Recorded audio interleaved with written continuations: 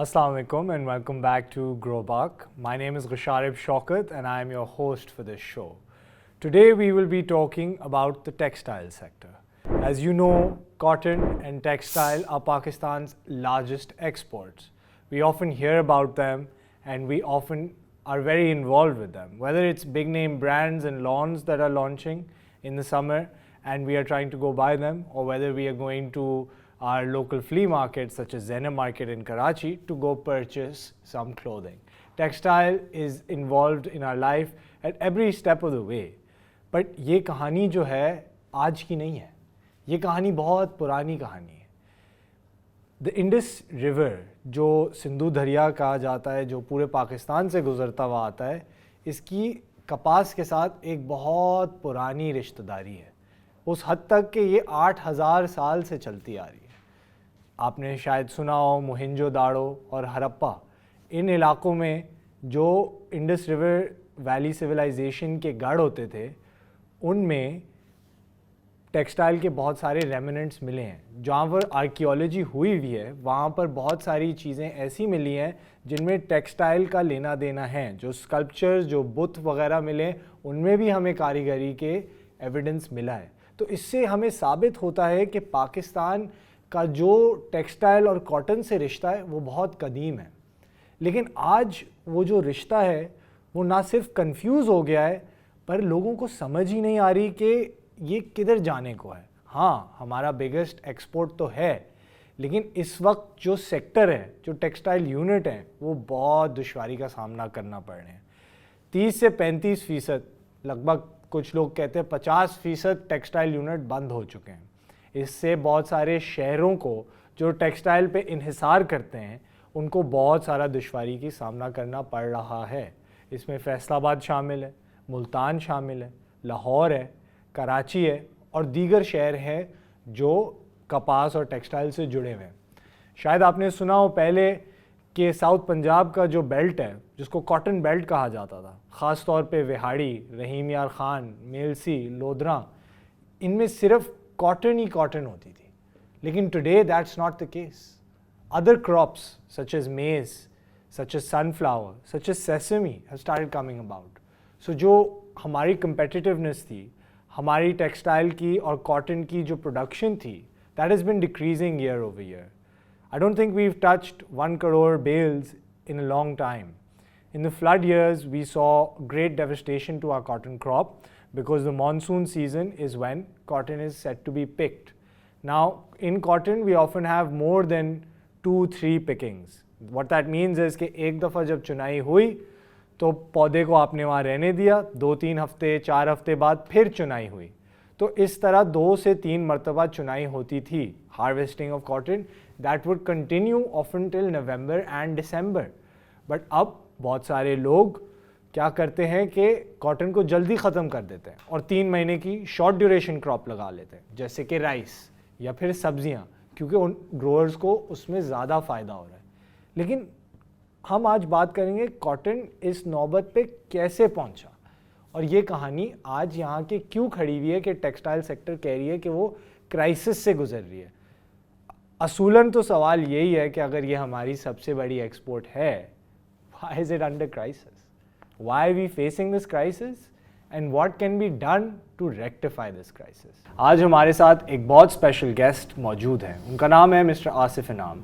Not only is the chief executive of Diamond International Corporation, जो एक textile group है, but वो एप्टमा के चेयरमैन है.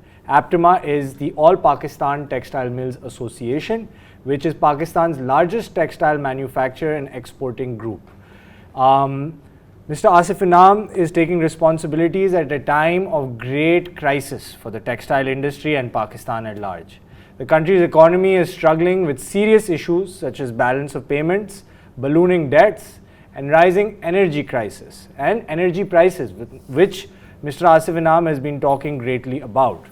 And after the outbreak of the Ukraine war and since this LC crisis जो import में हमें face हो रहा है, Mr. Asif Inam की निगरानी में एप्टमा चलते आ रहे हैं. Before being elevated as chairman of APTMA, Mr. Inam has served as chairman of South in APTMA, which is lower half of Pakistan, and Asif بھائی کا جو ایکسپیرینس ہے وہ 40 سال سے زیادہ ہے. تو آج ہم ان سے کچھ گفتگو کریں گے اور جانیں گے کہ پاکستان کی کپاس اور ٹیکسٹائل کی انڈسٹری میں کیا مسئلے ہیں, کیا سکسیس سٹوریز ہیں, کیا چیزیں ہم کر سکتے ہیں بہتر, اور ابھی ہم کس نوبت پہ کھڑے ہیں. السلام علیکم آصف بھائی, کیسے ہیں سر؟ الحمدللہ. تو آصف بھائی بتائیے گا کہ جب آپ نے 1982 میں کام شروع کیا تو اس وقت ٹیکسٹائل انڈسٹری کے کیا حالات تھے؟ تھوڑا سا ہمیں بتائیے ایک پس منظر اس زمانے کا. ہاں, وہ بڑا ڈفرینٹ ماحول تھا, اور اس زمانے میں ٹیکسٹائل میں جو ہے وہ سینکشنز ایشو ہوتی تھیں کہ اتنی لگنی ہے. انگریزوں کی لیگیسی تھی جو انہوں نے سب کانٹیننٹ میں کنٹرول کرنے کے لیے لگائی ہوئی تھی کہ زیادہ انڈسٹریلائز نہ ہو, جو بعد میں جا کے ختم ہوا. تو وہ, اور دوسرا کاٹن ایکسپورٹ کارپوریشن ہوتی تھی, کاٹن کی سپورٹ پرائس ہوتی تھی, اس پہ وہ کاٹن خریدتے تھے. میں نے 1982 میں زندگی کی جو پہلی لاٹ لی وہ 1978 کی کاٹن ایکسپورٹ کارپوریشن سے اٹھائی. 2-3 سال کاٹن پڑی رہتی تھی, بکتی نہیں تھی. تو اس کی, اور جو یہ جیپنیز بھی بہت سارا لے جاتے تھے. اس زمانے میں دیسی کاٹن بھی ہوتی تھی, وہ ایبزاربنٹ اور ان چیزوں میں استعمال کرتے تھے. تو پھر جیسے جیسے ٹیکسٹائل لگتی گئی تو آپ کے کاٹن کی جو انٹرینسک ویلیو ہے وہ بہت زیادہ اسے ملنے لگی. تو میں سمجھتا ہوں کہ آج گروور جو ہے وہ بوجہ ٹیکسٹائل جو ہے they get about 20% more than what they can fetch if they have to sell in international market. Make sense. اگر ہم بات کریں اوبویسلی فارمنگ میں کاٹن اگر ہم گرو کر رہے ہیں تو the biggest issue is one of seeds.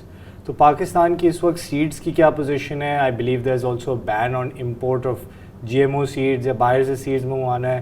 مجھے یہ بھی پتہ ہے بی ٹی کاٹن سیڈز ہیں, انڈیا سے اس کا کوئی لینا دینا ہے, شنکر سیڈ سے بھی ریلیٹڈ ہے. تو ہماری جو کاٹن کی سیڈ ہے اس پہ کیا سچویشن ابھی فی الحال چل رہی ہے اور اس پہ ڈیولپمنٹ کیوں نہیں ہوئی بھی؟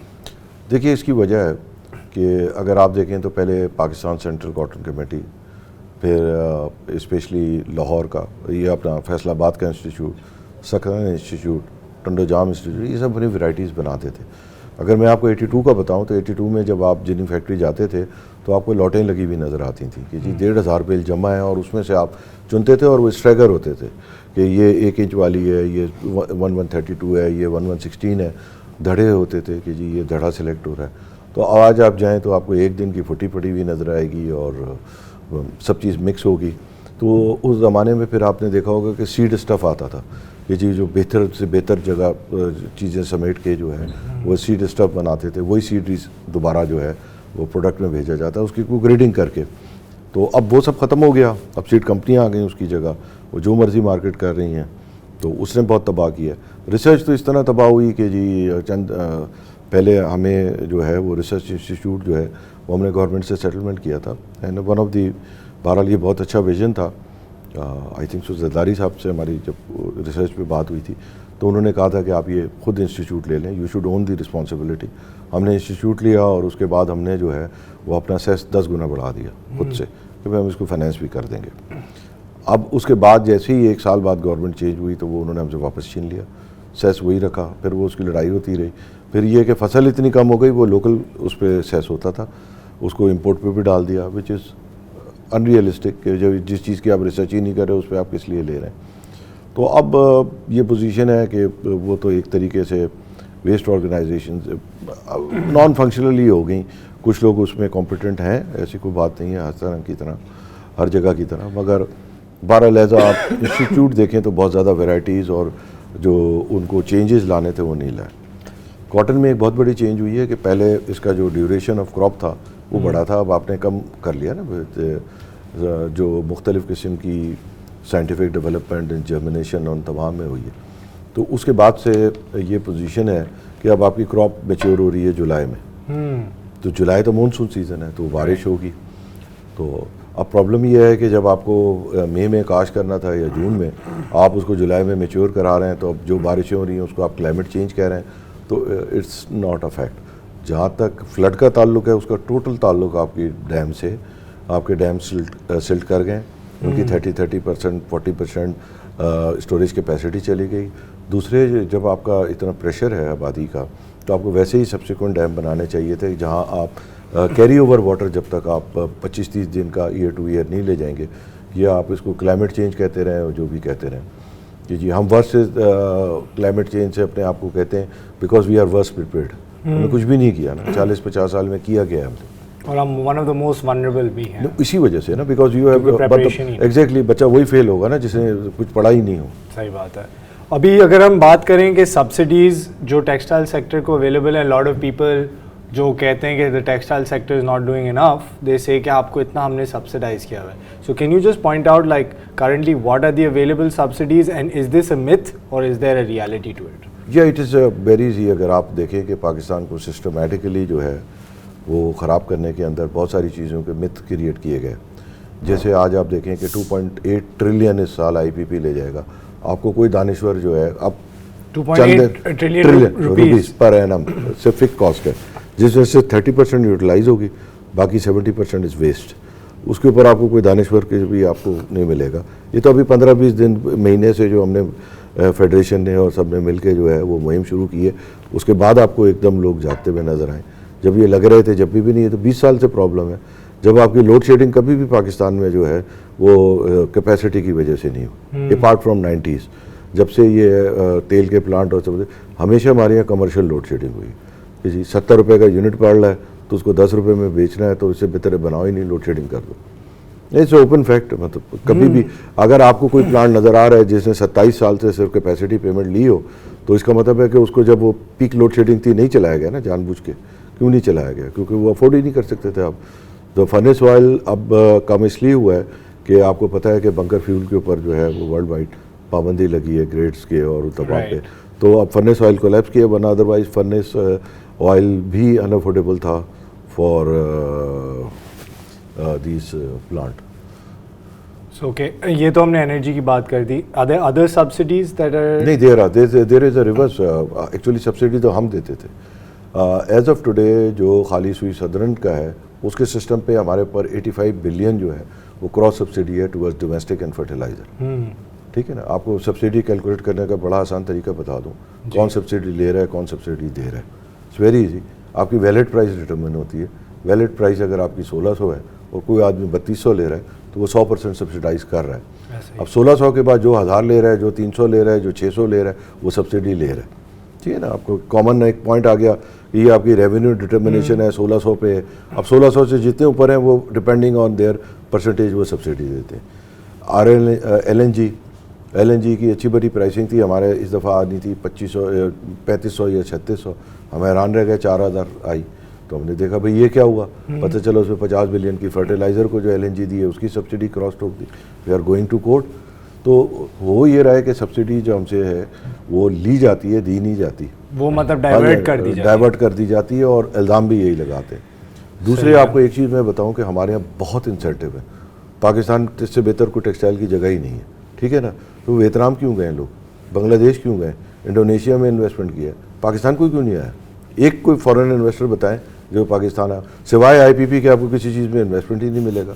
اور وہ انویسٹمنٹ مل گیا جیسے وہ چلتا بھی نہیں ہے, بس سے پیسے پکڑ لو. آپ مجھے بتائیں ٹیکسٹائل میں کوئی فارن کیوں نہیں آیا؟ صرف ایک کنٹری ہے جس نے $20 بلین جو ہے وہ ویتنام میں انویسٹ کیا. وہ پاکستان میں 2 بلین کیوں نہیں کیا؟ چلو ہم تو کہتے ہیں ہم گدھے ہیں, وی آر ایڈیٹ, ہم انکمپیٹنٹ ہیں, ہم نالائق ہیں. چلو لیٹس ایگری, فارن انویسٹر کیوں نہیں آیا؟ وہ انہوں نے ہماری یہ زبردست قسم کی مہارت سے فائدہ کیوں نہیں اٹھایا؟ I think the problem is ease of doing business شاید نہیں ہے, یا they're not able to trust people, right? Like that something is missing in ourselves in the way we conduct business. سب سے پہلے تو آپ کی سبسڈیز کے جواب مل گیا نا کہ we are such a hostile climate کہ جہاں لوکل انویسٹر کے علاوہ کسی نے انویسٹ نہیں کیا. ٹھیک ہے. اور ہم کہتے ہیں کہ جی آئی پی پیز وغیرہ کو بھی مت چھیڑو کیونکہ وہ فارن انویسٹر نہیں آئے گا. 20 سال میں تو آیا نہیں, اب کیا آئے گا؟ 20 سال میں صرف آئی پی پی یا گارنٹیڈ کانٹریکٹ سے علاوہ کچھ بھی نہیں پکڑا نا کسی نے. بالکل ایسا ہی ہے, بالکل ایسا ہی ہے. In your opinion sir, what solutions do you think are implementable? میں پریکٹیکل چیزوں کی بات کر رہا ہوں to revive the textile sector. کہ مطلب اگر ہم اس سیکٹر کو واپس جگانا چاہیں, اگر ہم اپنی کمپیٹیٹیو ایڈوانٹیج اس ملک میں لانا چاہیں ٹیکسٹائل میں, تو وہ کیسے ہوگا؟ As you know the show is called grow Pakistan, right? So ہمارا موقف, ہمارا مینڈیٹ یہی ہے کہ ہم پاکستان کو گرو کریں, ہم اپنی ٹیکسٹائل سیکٹر جو ہمارا لارجسٹ ایکسپورٹ ہے اس کو ہم گرو کریں. So how do you think it's possible in practically achievable steps, and who are players who will have to make the necessary changes. I know it's tough love, tough measures need to be taken, but how can those happen and who are the people responsible? Because I really hope that all the people involved in the sector and the authorities that be are watching this, because you're standing at a crossroads for your largest exports, right? And if you want your country to sort of survive and come out of this crisis, the textile sector is a very big part of it. So I just want to understand, sir. تو دیکھیے حکومت کہلاتی ہے وزیر اعظم and his cabinet, تو obviously they have to take the decision. پہلے آپ صرف یہ غور کر لیں نا کہ 2.5 سال میں ہوا کیا ہے. 2.5 سال میں یہی ہوا ہے نا کہ آپ کا انرجی کا ٹیرف, گیس 300% بڑھ گئی اور بجلی تقریباً 100% بڑھ گئی, کیونکہ بجلی کا بیس زیادہ تھا تو اس کا ایفیکٹ زیادہ ہے. تو جب آپ نے یہ چیزیں کی, آپ کا 70% پرابلم یہی ہے.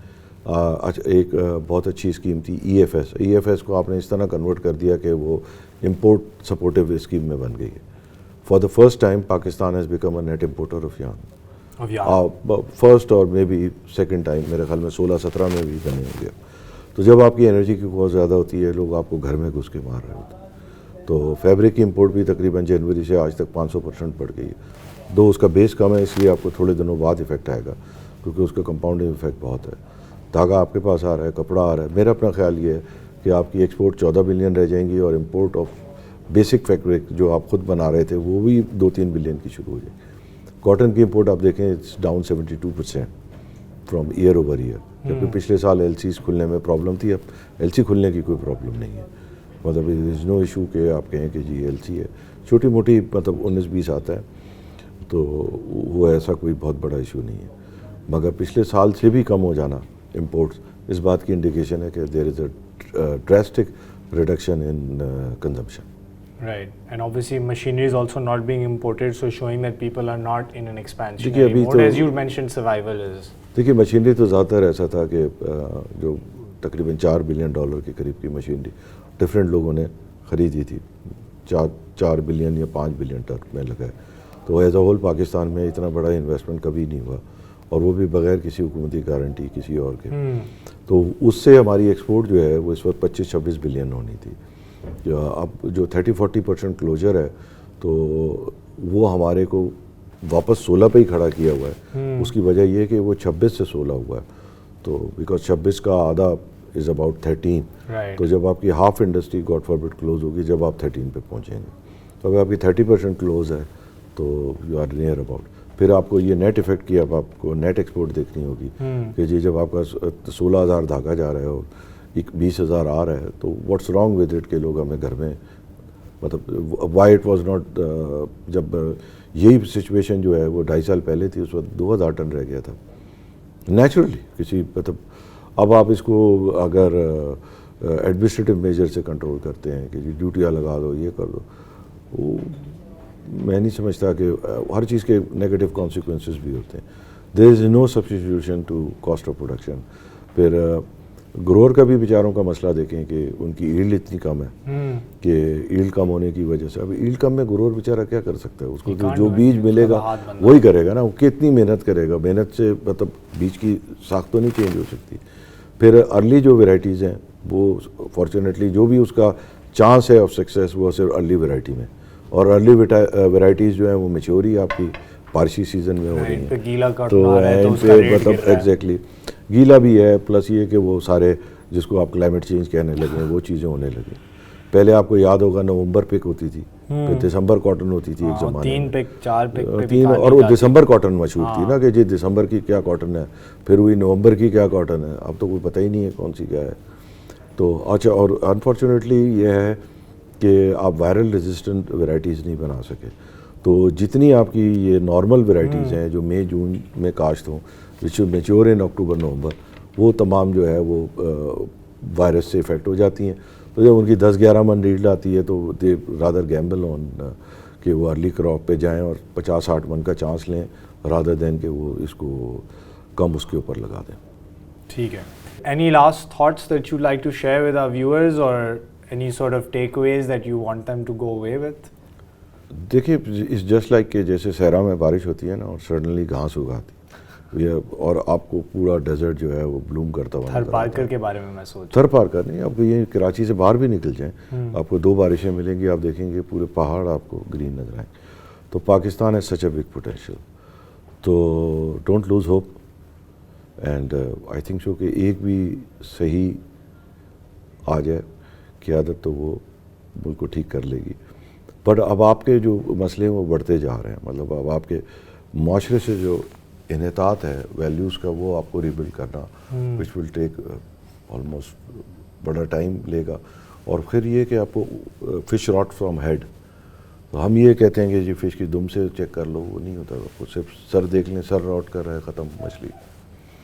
تو فش راٹ فرام ہیڈ جو ہے وہ ہمیں کرنا پڑے گا، ٹھیک بھی ہیڈ سے ہی ہوگا. وہ جب تک سر قلم نہیں ہوگا، نہیں سر قلم ولم کی بات نہیں، مطلب جب تک ایسی کوئی چیز نہیں ہوگی کہ جو ہیڈ سے ہمیں پتہ چل جائے کہ ختم، پوری مچھلی دیکھنے کی ضرورت ہی نہیں. جب آپ کا ہیڈ ٹھیک ہوگا آپ کا نیچے کو ٹھیک ہونا شروع.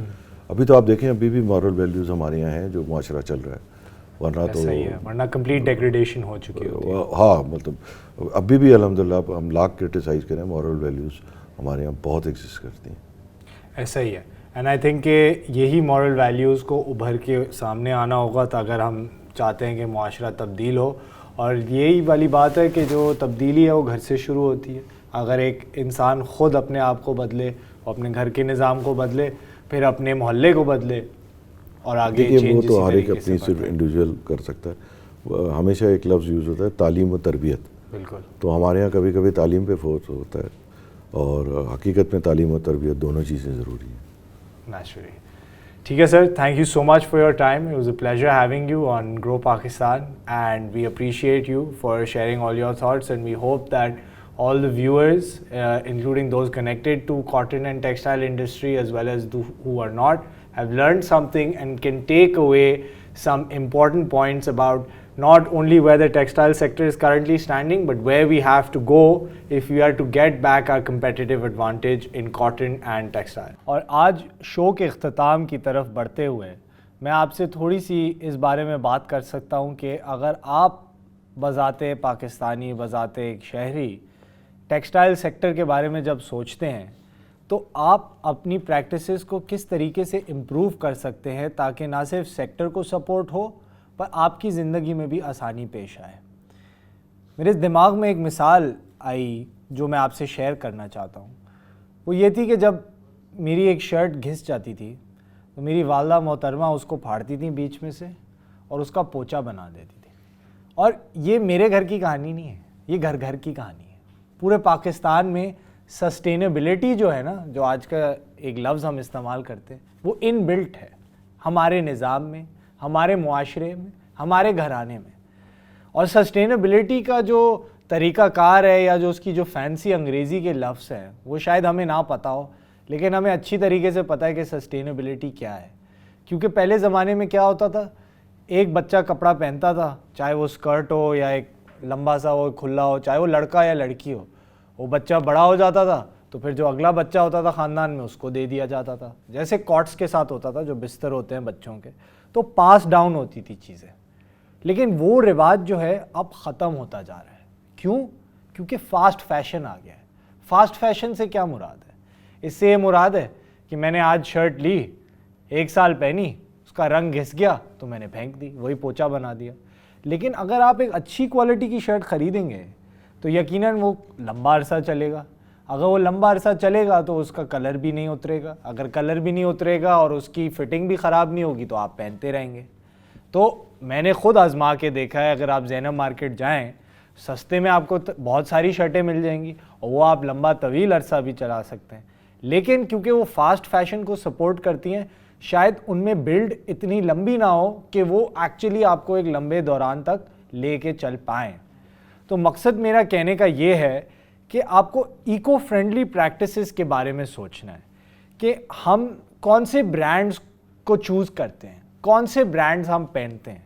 کیا ان برانڈز کو ہمیں ترجیح دینی چاہیے جو جیسے تیسے کر کے کپڑا بنا کے بیچ رہے ہیں اور بک رہے، یا پھر اون برانڈز کو سپورٹ کرنا چاہیے جو عورتوں کو نوکریاں دے رہے ہیں، جو صحیح لیبر لاز فالو کر رہے ہیں، جو ریگولیشنز فالو کر رہے ہیں، اور جو آپ کو ہر step of the way trace करके दे रहे हैं कि हमारी प्रोडक्शन कैसे हुई, जो एक कहानी बता रहे हैं और एक कहानी सुना रहे हैं जिस पे आपको इत्मीनान भी हो और यकीन भी हो. तो adapting eco friendly practices is very important when it comes to selecting what kind of products you are going to buy and associate yourself with. इसके बाद अगर मैं बात करूं तो मैं आपसे यही कहूँगा कि आप लोकल इंडस्ट्री को सपोर्ट करें. जब पाकिस्तानी बाहर बैठे होते हैं, जो हमारा एक बहुत बड़ा इस तबका है जो मुल्क से बाहर बैठा है काम कर रहा है, वो भी चाहते हैं कि जब एक नई लॉन आए तो हम भी ख़रीदें. यहाँ से कपड़ा बाहर जाता है और अमूमन पाकिस्तानी ख़रीद रहे होते हैं, बहुत सारे इंडियन लोग भी और बांग्लादेशी लोग भी ख़रीदते हैं, लेकिन वो बाहर बैठ के पाकिस्तानी ब्रांड्स को सपोर्ट कर रहे हैं जो मुल्क छोड़ के लोग गए हैं. लेकिन यहाँ बैठ के पाकिस्तान के अंदर हम उन ब्रांड्स को सपोर्ट नहीं कर रहे. हमारी ख्वाहिश होती है कि बाहर से कपड़ा है, बाहर का ब्रांड इस्तेमाल करें. तो ये ड्यूअलिटी क्यों है? शायद इंसान की फितरत है कि कहते हैं you always want what you can't have, right, वो वाली बात है. लेकिन फोकस अगर आप करें कि भाई अगर हम अपने सबसे बड़े एक्सपोर्टिंग सेक्टर को मज़ीद बढ़ाना चाहते हैं तो फिर हमें लोकल इंडस्ट्री का सपोर्ट करना बहुत ज़रूरी है, चाहे वो औरतों के ब्रांड हो, मर्दों के ब्रांड हो या बच्चों के ब्रांड हो. अगर आप उनको तरजीह देंगे, उनकी सेल होगी तो वो री इन्वेस्टमेंट करके नई प्रोडक्ट्स लाएंगे. लेकिन अगर उनकी सेल हो ही नहीं रही और अगर वो एक जगह पे खड़े हैं कि उनको समझ नहीं आ रहा कि हम तनख्वाहें दें या यूनिट को बंद करें, तो फिर इसकी कैसी तरक्की होगी सेक्टर की. तो supporting local industry is very important. And lastly I think collaborating with research and educational institutes जो लोग टेक्सटाइल के सेक्टर के अंदर हैं. जैसे कि मैंने पहले जिक्र किया, पाकिस्तान की तारीख़ में टेक्सटाइल 7 से 8 हज़ार साल से चलती आ रही है सिंधु दरिया पे, इंडस रिवर वैली सिविलाइजेशन में. लेकिन क्या हम उस ट्रेडिशन, उस कल्चर, उस लेगेसी को सही तरीके से इस्तेमाल कर रहे हैं या नहीं? जो मोहनजोदाड़ो और हड़प्पा और मेहरगढ़ और नौशेरो में फ्रैगमेंट्स मिले हैं जो 6-7 हज़ार साल कदीम हैं, क्या अभी तक हम उन्हीं मसलों में फंसे हुए हैं या हम सोच रहे हैं कि इनको हम आगे कैसे लेके जा सकते हैं? इस हिस्ट्री, इस कल्चर, इसको हम कैसे फर्दर कर सकते हैं? क्या हम टूरिज़म ला सकते हैं, टेक्सटाइल टूरिज़म, इको टूरिज़म? क्या हम अपनी टेक्सटाइल हिस्ट्री को प्रमोट कर सकते हैं? इसके अगेंस्ट क्या हम म्यूज़ियम्स बना सकते हैं? क्या हम ऐसे सेंटर्स बना सकते हैं? क्या हम अपनी रिसर्च इंस्टीट्यूशंस के बीच में कोलैबोरेशन कर सकते हैं? क्या हम पाकिस्तान की कराची कॉटन एक्सचेंज में फ्यूचर्स की ट्रेडिंग अलाउ कर सकते हैं कि ज़्यादा से ज़्यादा लोग इंटरेस्ट हों? अब अगर वो कराची स्टॉक एक्सचेंज में कोई पैसा लगा रहा है तो वो कराची कॉटन एक्सचेंज में क्यों नहीं पैसा लगा रहा, जहाँ वो कॉटन के फ्यूचर्स कर सकता है? अगर हमारा जिनिंग सिस्टम मैकेनाइज होगा, हमारी फार्मिंग मैकेनाइज होगी, हमारी प्रैक्टिसेस सस्टेनेबल होंगी, हम ट्रेसेबिलिटी पे फोकस करेंगे, तो not only will we C increase in are production of cotton, we will incentivise our farmers, but एक ज़्यादा अवेयरनेस होगी कंज्यूमर के बारे में कि ये पाकिस्तानी ग्रोन है, पाकिस्तानी मेड है एंड सोल्ड इन पाकिस्तान है. और इंशाल्लाह आप देखेंगे कि यही प्रोडक्ट्स एक्सपोर्ट हो रही होंगी. हमारी बहुत सारी ऐसी ब्रांड्स आ रही हैं जो अब दुनियावी सतह पे मशहूर हो रही हैं, जैसे कि रास्ता. ये एक बहुत ट्रेंडी स्ट्रीट वेयर ब्रांड है जिसकी अब ब्रांडिंग अनिल कपूर खुद कर रहा है, तो और इनका हेड ऑफिस लंदन में है. तो आप खुद सोचें कि अब पाकिस्तानी ब्रांड्स उस सतह पे पहुंच गए हैं कि वो इंटरनेशनल लेवल पे एक अपने लिए स्टैंडिंग बना रहे हैं. Justin Bieber, for example, was spotted in a Rasta t-shirt. So what does that say about our potential? Yes, it exists, but only if someone pays attention. The founder of Rasta is a very creative guy, and he put his mind and his heart together to create a product that makes us Pakistanis proud. And I know there's a lot of Pakistanis out there who have similar ideas. But if we have the structure in place that allows the entire supply chain to thrive and to improve its performance, only then will such success stories come about. And on this note, I would like to end this show for today and leave you with this thought, that if we do not focus on specializing in one sector or one product, we will be a jack of all trades and a master of none. To become a master in one particular trade, you have to look at your history, your tradition, where you have gone wrong, where you need to go from here. You need to listen to the authorities and the stakeholders and what they are saying, take their feedback seriously, implement it, and you will see the change yourself. Not only will Pakistan's cotton production grow, but our textile sector will grow. Not only will it grow, it will thrive. And this is very much possible because not only do we have the talent, the skill, the machinery, the labor, the mindset, the competitiveness, and the land to do this, all we need is the ability, the cooperation, and the management. I am your host, Ghasharib Shaukat, signing off today at Grow Pakistan, and we will meet you in subsequent episodes when we look at other topics related to Pakistan's agriculture, what is happening, how we can improve it, and how we can continue to grow Pakistan. Thank you, and Allah Hafiz.